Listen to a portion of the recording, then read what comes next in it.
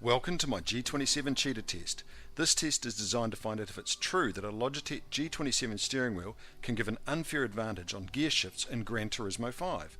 Kazunori Yamauchi, CEO of Polyphony Digital and producer of the Gran Turismo series, has been quoted as saying that the reason the G27 is not supported in GT5 is that when they tested it, they found they were able to shift the G27 without losing any speed or power.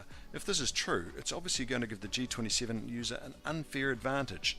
So as a G27 owner who doesn't like to cheat, I decided to find out if it's true.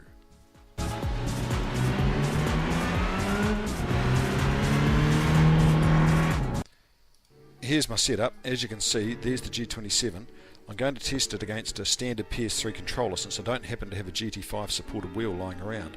The reason I've cable tied the controller to the wheel is so that when I'm using the controller's throttle and gear shift, I can steer with the wheel. I can't steer with the controller to save myself. I'll test it on the third sector of the AMG Academy beginner level in the 300 SL on the Nordschleife in the dry.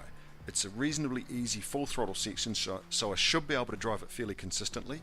It's long enough to shift from first to top, and it's also uphill, so any difference in shift time should have a measurable effect on the elapsed time.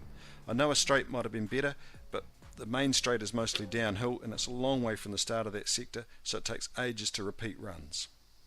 I did 15 runs with each controller. I'll just show you the three fastest from each set here.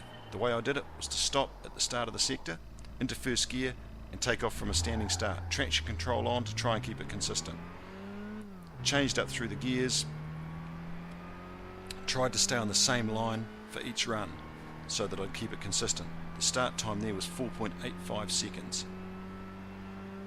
And the best way to measure the end time was to just aim for a point on the armco under that sign and hit it. 28.116 was the time on the timer, so the elapsed time was 23.266.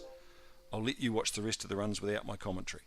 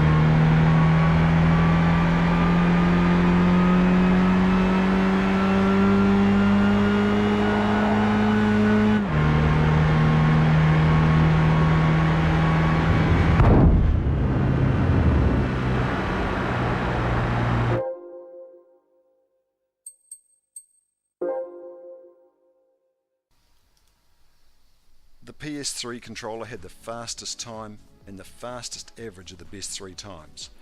But the difference between the average times was only 27 milliseconds. The difference between the fastest times was only 17 milliseconds. Now, I've never driven a real 1954 SL300, but I'm pretty confident that their gearboxes would have been a bit agricultural by today's standards, and I'd be willing to bet that you don't measure the shift times in milliseconds. So I think it's pretty safe to say that the G27 does not cheat.